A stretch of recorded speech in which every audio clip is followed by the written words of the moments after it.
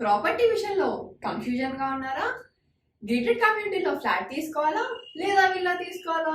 మన పిల్లల భవిష్యత్ కోసం ఓపెన్ ఫ్లాట్ తీసుకోవాలా? మన హైదరాబాద్లో ఏ లొకేషన్లో కొంటే మంచి అప్రిసియేషన్ వస్తుంది? మరి నమ్మకమైన ప్రాపర్టీ కొనాలంటే నమ్మకమైన గైడ్ కావాలి కదా. ప్రాపర్టీ అడ్వైజర్ కోసం సంబంధించండి వరాహస్వామి ప్రాపర్టీ గూగులర్. కాంటాక్ట్ యూట్యూబ్ ఛానల్ వీక్షకులకి నమస్సుమాంజలి. ఇప్పుడు మనము ఆగస్టు నెల మాస ఫలితాలు, గోచార ఫలితాలు ఏ విధంగా ఉంటాయి అనేటటువంటిది విషయాన్ని తెలుసుకునే ప్రయత్నం చేద్దాం. అది సశాస్త్రీయంగా, శాస్త్రాన్ని అతిక్రమించి ఏమీ చెప్పబడదు, చెప్పను. మిమ్మల్ని ఏదో భయభ్రాంతులు చేసేసి ఏదో కష్టం వచ్చేసిందని మిమ్మల్ని భయభ్రాంతులు చేసేటటువంటి పరిస్థితి కానీ, లేదా మీరు ముట్టుకున్నదంతా బంగారం అయిపోతుంది, వెండి అయిపోతుంది, ఏదో అయిపోతుంది అని ఏమీ అతిశయోక్తులు చెప్పేటటువంటి పరిస్థితి కూడా ఏముండదండి. శాస్త్రం ఎంతవరకు చెప్పిందో అంతవరకే మనం చెప్పడం జరుగుతుంది. అలాగే దానికి తదనుగుణమైనటువంటి పరిష్కారాలు కూడా లాస్ట్లో చెప్పబడతాయి. అవి సామాన్యంగా ఒకే రకంగా ఉంటాయండి. అంటే చాలామంది చాలా దేవుళ్ళ పేరు చెప్తారు, కానీ మనది మాత్రం పరిష్కారం ఒక రకంగానే ఉంటుంది. నవగ్రహాలకు సంబంధించి ఏవైతే ఉన్నాయో వాటికి సంబంధించి ఉంటుంది. ఓకే, ఇప్పుడు మనము మీనరాశి యొక్క గోచార ఫలితాలు, ఆగస్టు నెల 2024 సంవత్సరం యొక్క గోచార ఫలితాలు చెప్పుకుంటున్నాము. ఇందులో ఎక్కువ కాలము ఒకే రాశిలో ఉండేటటువంటి గురు, శని, రాహు, కేతువుల యొక్క ప్రభావం ఏం చెప్పుకోవాల్సిన పని లేదు. అయితే శని వక్రించి ఉన్నాడు కాబట్టి చిన్న సవరణ చేసుకోవాల్సి ఉంటుంది. ఆయన కుంభం నుంచి మనకి మకరం నుంచి ఆయన యొక్క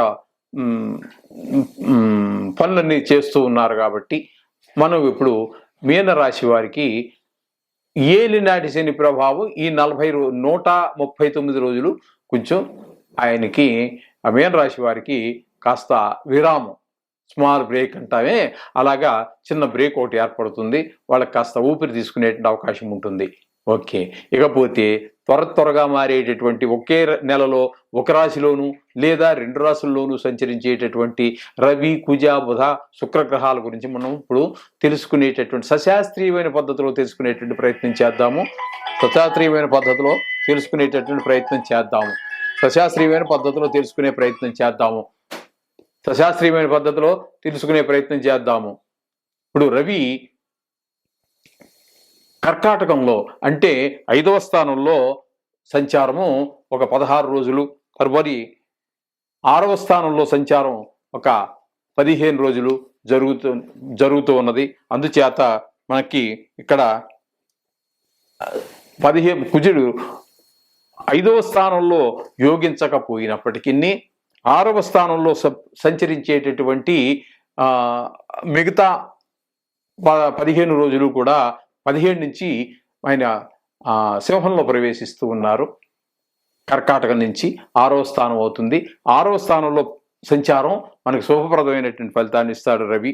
6వ స్థానం కాబట్టి అక్కడ మనకి అప్పులు ఏమైనా మీకు రావాల్సి ఉంటే వస్తాయి. తర్వాత మీరు ఎవరికైనా ఇవ్వాల్సి ఉంటే వాటిని తీర్చేసుకోవచ్చు. ఆ రుణ బాధల సంబంధం ఉండదు. ఆరోగ్యం బాగుంటుంది. తదుపరి 7లోకి వచ్చిన తదుపరి 5లో ఉన్నప్పుడు మాత్రం మీకు అంత సుఫలితాలు ఇవ్వరు. కొంచెం అనారోగ్య పరిస్థితులు అంటే చిన్నవి అంటే రొంప, దగ్గు ఇట్లాంటి పరిస్థితులు ఏవో కొన్ని గోచరిస్తూ ఉంటాయి. ఇకపోతే కుజుడిని తీసుకున్నట్టయితే 26 వరకు వృషభంలో సంచారం చేస్తూ ఉన్నారు. కుజుడు వృషభంలో 26 వరకు అంటే సుమారుగా నెల అంతా అనుకోండి, ఒక 5 రోజులు తప్పిస్తే. ఆ విధంగా 3 రోజులు మాత్రం ఈయన మంచి ఫలితాలు ఇస్తూ ఉంటారు. మీ సోదరులు ఒక ఆదరాభిమానాలు ఉంటాయి. అలాగే భూమికి సంబంధించినటువంటి డిస్ప్యూట్స్ కానీ ఏమైనా అంటే భూమికి సంబంధించినటువంటి వ్యవహారాలు ఏమైనా ఉన్నట్టయితే, ఇంటికి సంబంధించి ఉన్న అవన్నీ కూడా ఒక కొలిక్కి వచ్చేటువంటి అవకాశం ఉంటుంది. లేదా కొనాలనుకున్నారా ఆ వ్యవహారాలు కూడా చక్కబెట్టుకోవచ్చు. తదుపరి సింహంలో సంచరించేటటువంటి 11వ తారీఖు వరకు మాత్రం మీకు అనుకూలమైన ఫలితాలు ఉంటాయి.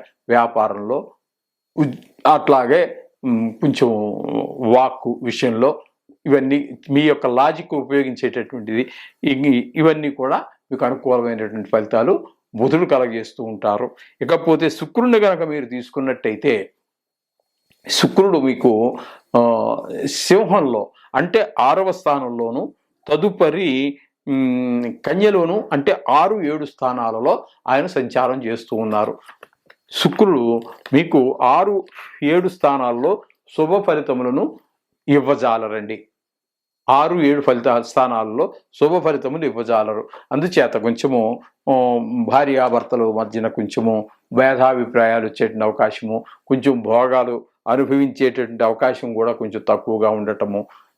అలాగే మీరు 7వ స్థానం కాబట్టి ఇక్కడ కొంచెము మీ పార్ట్నర్స్ అంటే బిజినెస్లో కానీ ఎక్కడైనా లైఫ్ పార్ట్నరే కాదండి, మామూలుగా బిజినెస్లో పార్ట్నర్ కూడా కొంచెం మీకు కొంచెం భేదాభిప్రాయాలు వచ్చేటటువంటిది, లేకపోతే మీ మాట కొంచెం విలువ ఇవ్వకుండా వాళ్ళు బిహేవ్ చేయటము ఉండేటువంటి అవకాశాలు కూడా కొన్ని స్పష్టంగా గోచరిస్తూ ఉన్నాయి. ఈ విధంగా మనం ఈ మీనరాశి వారికి గోచార ఫలితాలను మనం చెప్పుకోవచ్చు. చేత మనం చెప్పుకుంటున్నట్టుగా కొన్ని గ్రహాలు అనుకూలత ఉంటుంది, కొన్ని గ్రహాలు ప్రతికూలత ఉంటుంది. ఇప్పుడు ఈ మాస ఫలితాల దగ్గరికి వచ్చేటప్పటికి ఏమవుతుంది, ఒకే గ్రహం 2 రాసుల్లో సంచరించేటప్పుడు 2 రకాల ఫలితాలు ఇస్తూ ఉంటుంది. కొన్ని గ్రహాలు 2 రాసుల్లోనూ ఫలితాలు ఇవ్వచ్చు. అందుచేత ఎప్పుడు ఏం చేసినప్పటికీ కనీసం గోచార ఫలితాలనే కాదండి, జాతక ఫలితాలనే కాదండి, దశలు అంతర్దశలు తీసుకోండి, లేకపోతే అష్టక వరకు తీసుకోండి, షడ్బలాలు తీసుకోండి, ఎక్కడ ఏది వచ్చినప్పటికీ కూడా ఈ గ్రహాలు రోజు మీకు ఇంకా చెప్పాలి అంటే లగ్నాంత కాలాలని ఉంటాయండి.